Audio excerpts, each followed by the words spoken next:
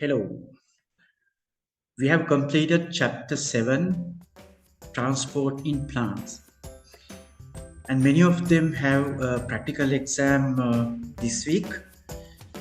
They also asked to give a guidelines to the practical paper. So there are two questions. Question number 1, 22 marks, biochemical question, and question number 2 is a microscopic question, and you can get 18 marks.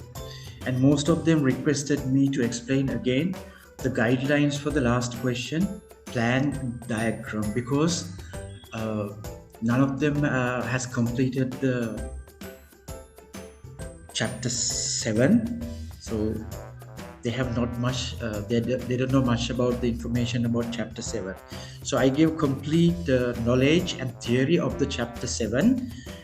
Now I am giving again the guidelines to get a full mark for chapter 7 based question, because the 18 mark question is completely based on the 90% of knowledge of the chapter 7, because you get a plant tissue.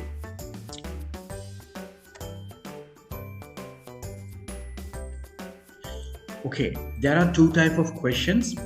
One is a low power plan diagram. There you use eyepiece 10 magnification, and the lowest magnification of objective lens you had used, which is 4. Then the total magnification is eyepiece magnification multiplied by objective magnification 40. So you use the lowest magnification for low power plan diagram.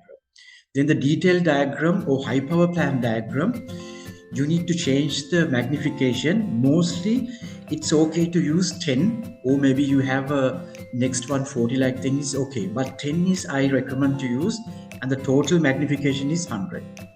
First of all, we look what is the thing we have to do under the low power and high power. Low power, you're going to show different tissues and relative thickness. Never draw a cell in low power. And high power plan diagram, you're going to draw the cells. So this is the opportunity you have to draw cells. Okay, main guidelines to get 4 to 5 marks in each case. Quality is very important. Use HP pencil with eraser, and sharp, unbroken, clear line, no feathery line, no broken line. So for example, if you start to draw, use very nice lines like this. Keep it very straight, very sharp, and unbroken line. So don't use this kind of a drawing like this, never allowed. Or maybe a broken line, never allowed. That's one thing. And use as much as possible bigger. I will show you the size. And the number of layers and relative thickness is very important. And label given structure with a ruler, and you can write in a pencil or pen that one. Okay, this is how question comes. Now you get a paper like this. In this paper, it is marked like this: specimen, if it is a plant leaf, and then shaded area is there, and this shaded area you have to draw. So use this whole area to draw. So here I make a small change to this one. So then I just, to make more information, use, if the question come like this, half of the things are shaded and you have to draw it here, then use this whole space to draw it. Right, after that you can see your drawings. This is upper epidermis, this is lower epidermis, and this represent the palisade layer, and this represent the spongy mesophyll layer, and vascular bundle. You can see the sclerenchyma fiber, and phloem, and the xylem. So this part represent, and this should, you try to go very accurate thickness of the layers. So you get a marks. Number 1, quality of drawing. Line should be continuous, thin and sharp, but not ruled. At least 4 line shown, and no shading, no cells, no shading. Try to show at least 3-4 layers when you get a low power plan diagram. And top and bottom sector, this should be a epidermis,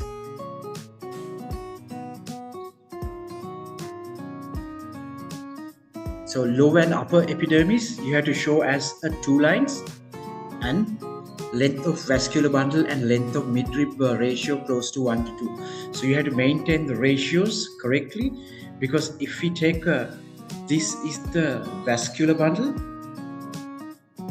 and you see the length of the vascular bundle at least twice as the total length. At least you have to show twice as the total length. That means this is a X and this one is a Y. So at least the Y should be twice as X. So keep these ratios and relative thickness. That's very important thing. And then use a ruler, label it and write it down. So you get 4 marks for this question. Then second question, again you get the detailed diagram with this question, and you have to use this space for that. This is the guidelines given. Observe the xylem tissue, and you have to identify correctly xylem tissue in vascular bundle. On this specimen, select one group of 4 adjacent cells in a chain. Each cell of the chain must touch at least one of their other cells. Make a large drawing of this group of 4 cells. Use one rule label line and label to identify the cell wall of one cell. You get 5 marks for this question. Okay, now it is like this. You have to draw like these cell walls, and as much bigger as possible adjacent cell, and each touching with each other. And a very important thing, when you drawing 2 cells touching with each other, don't overlap the line. Don't draw over it. So at least the middle lamellae should be in the single line. So the middle layer is called the middle lamellae. It should be single line. Don't draw over it. And also don't make a mistake by drawing like this. So if you draw one cell like this, and the adjacent cell you just draw like this. This is wrong, because here, look at here, there is no cell wall in this cell, cell B. This is cell A, cell B has no cell, part of the cell wall is missing. Only the middle lamellae is showing. This is wrong, and you have to do like this correctly, adjacent cell touching each other. And then use a rule to touch the wall of the xylem. That means exactly to touch the wall of the xylem, not somewhere else. And then xylem vessel wall you have to write. So you get a mark. Quality of drawing, line should be continuous with and sharp, but not ruled, with no shading. Only 4 complete cells drawn. Each cell touch at least 2 other. All cells must be drawn with double lines all the way around. Where 2 pairs of cells touch, there must be 3 lines. Cells different size, look at here.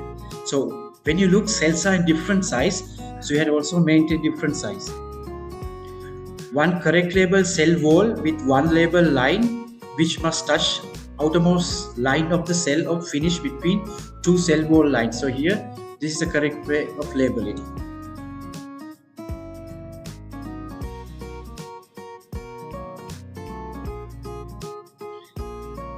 Okay, after the drawing you get a part B of the questions. The figure 2.2 is a photomicrograph. So this is taken from the microscope, and then a stain transverse section through a different type of leaf, including the midrib. Sometimes you get completely different tissue which is very unfamiliar to you, but don't worry, we can still handle the question. You don't want to know exactly what is the structure of this. Right. After that, use the line XY to determine the simplest ratio of the depth of the midrib to the length of the vascular bundle. You may lose mark if you do not show your working. So first you draw you take a ruler and measure the distance between X and Y. Let's say if you measure the distance between X and Y is 22 millimeter, and then midrib is 10 millimeter. You can use minimum amount is 0.5 millimeter. For example, if you want to still measure accurately, if this is 24.5 millimeter and this is 10.5 millimeter, that would be also okay. The minimum is either round number 22 or 22.5. Then display in final ratio larger number to small number. So then you divide by this 10, you divide by this by 10. So 2.2 to 1. And Usually we express as a round number, so 2:1 ratio is the correct answer.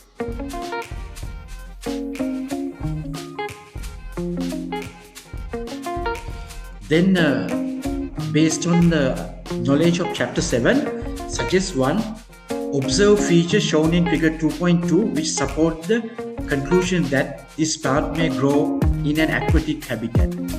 So if you look at this one, you can see large air lines because they are air space, because they are floating on the water. Most of the aquatic plants live floating on the water to get the oxygen.